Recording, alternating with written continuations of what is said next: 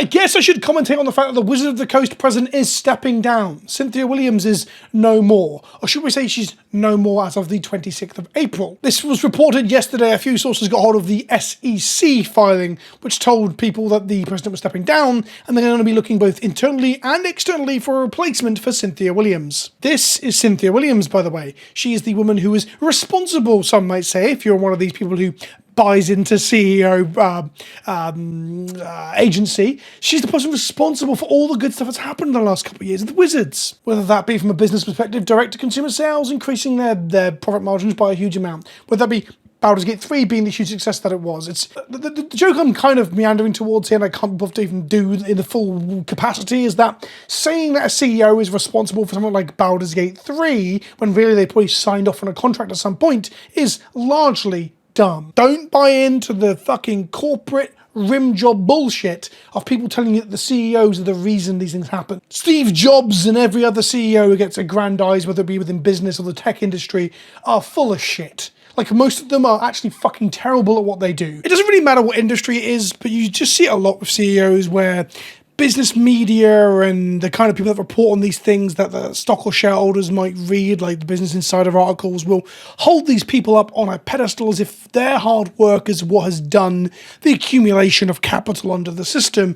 And in reality, it's not. It's the people developing the products, the people making the products, the people putting in the hard fucking graft, the average worker right up to the design teams and parts of the managerial level. I just don't believe that the overarching person taking the big budget bonuses while they fire people is really that important. All they do is make line go up by forced means at certain points, like the recent layoffs, for example. I recently listened to Behind the Bastards episode about Steve Jobs and about how kind of useless he was with a large part of the company's proceedings, and how he was not the tech genius or design genius that everyone remembers him as. But of course, puff pieces and the overarching narrative that everyone wants to be the next Steve Jobs, it's just CEO wankerism at its worst. In short, don't buy into the lie that CEOs are super important.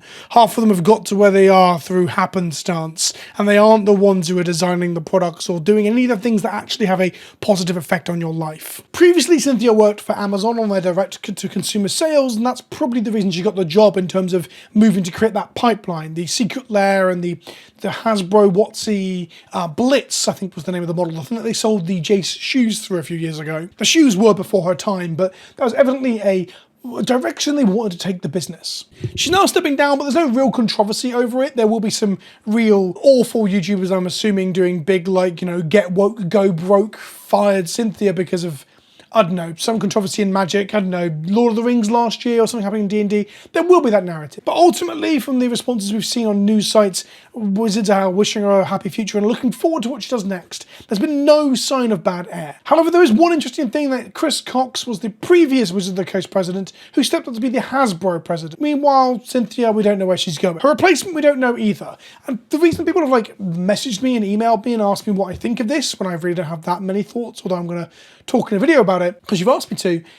People have been asking me because they're wondering what I feel about how this will change what Wizards do. The reason I'm so flippant and perhaps cynical about this news is that I don't think it changes much. I don't think they're going to elevate anyone from the company who's actually, an old Wizards head who is a player before a business person, or a player and designer before a business person. I just have a strong gut feeling that isn't what we're going to see. Cynthia herself came in from Amazon outside. I don't think Chris Cox and his cronies are going to actually hire someone that might make positive inroads to fixing some of the bigger issues we've seen with Wizards over the last couple of years. Having someone internally promoted up who is a game designer and game player, as much as they are a business person for a conglomerate like Hasbro, having someone go up like that might help us to avoid things like the Anniversary Edition and other things that are very hostile towards the idea of the game. The lack of consideration for organised play, for example, they've kind of U-turned on that over time, but the initial lack of focus on that and the milking or the slaughtering of the golden goose that is Commander is very much the kind of thing that a CEO from outside of gaming would do. They see that Commander makes them money, so they better milk that cow. I'll do it both-handed. One-handed milking's bad.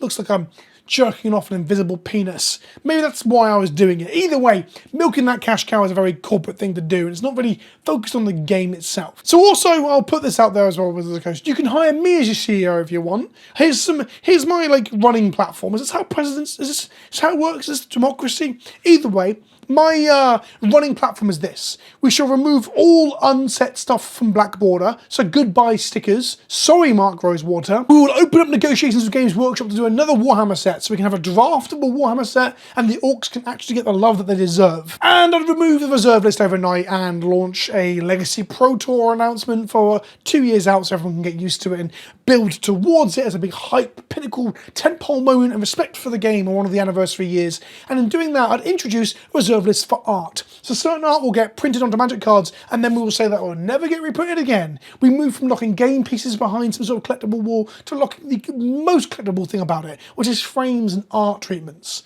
That's my 3 points. If you want to vote for me, you can vote in my comment section below by saying PleasantKenobi for CEO.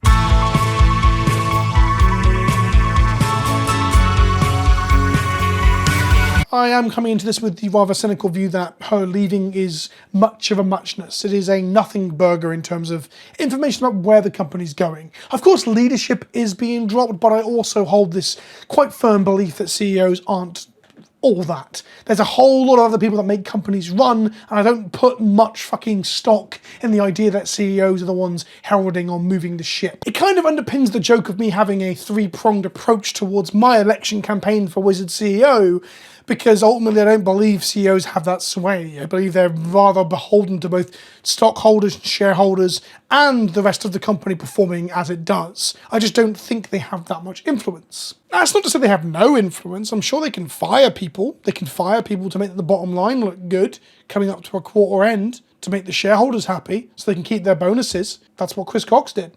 And Cynthia was complicit in that. To clarify that point a little bit, because I know it sounds like I'm saying they don't have any agency or any input, and then they do have the input, and the one thing we can needle them on for being the most unethical, which is laying people off at Christmas. But what I mean by that is that I do think CEOs have some power around corporate structuring, layoffs, hiring, where to put resources, for example, like, you know, the funding of resource management, like hiring new staff or firing new staff. When I say they have a little agency, I don't mean around those parts of the corporate structure. What I really mean is when it comes to the brainchild of creating Baldur's Gate 3 with Larian Studios, the brainchild of Universes Beyond.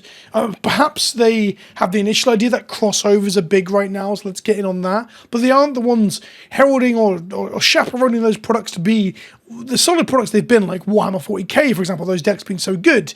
They can have an initial idea, perhaps, but they aren't the ones that are really creating the stuff that we like from these companies. They have very little input on those things. A lot of those bits are happy accidents that fit into their worldview of consumer need to spend money and staff need to not necessarily be paid if we can help it. Ultimately, it is newsworthy, and I probably should report on it, as that seems to be my job, is to keep up with not only the zeitgeist of the culture around Magic, but also the goings-on at Wizards and Hasbro. And also, a lot of you come to my videos just to see me dunk on these people, because CEOs of companies should be dunked on. I don't think there's really such a thing as an ethical CEO, right? But also, how positive can it really be that a company laid off 1,100 people across even the most successful and profitable parts of the business, and then after having some record profits year on year, the CEO steps down?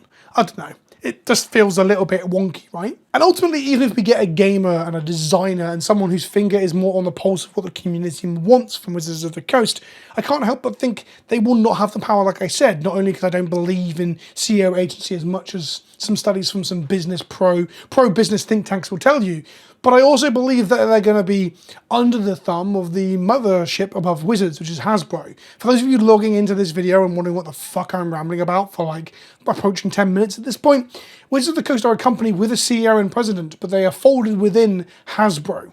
Everything they do is determined by or overseen by the mother company Hasbro. They don't have the amount of independency that some might want them to have as a company that they would have had in the past. They are a cog in a larger machine whose care is profits over people and profits over the legacy of the game and profits over the livelihoods of the people they employ. Nothing new there, honestly, but that's just how it is, and that's why I don't really care that much. If we see one of the, Prof mentioned on the jokes on Twitter about Aaron Forsyth or your Mark Rosewaters or your, I say Gavin Verhey, but I think he's probably not senior enough in the company yet to get this. He's also quite young for a CEO, I think. I don't know what your age is, Gavin, but you're probably too young for this. But if we got one of those people, that'd be super interesting from it is a game designer and a person who is cares about the game deeply getting into the role. I would still hold a slightly cynical perspective that would be lip service. That would be a bone to throw to critics and observers and the audience like myself and you to say, look, we are caring about the game. We have got someone who cares about Magic on a fundamental level. It's not all about spitting in the arseholes of our stockholders and hoping they like it. So sorry folks, I'm coming into it with a huge amount of cynicism. I'm saying sorry, but let's be honest, this is YouTube.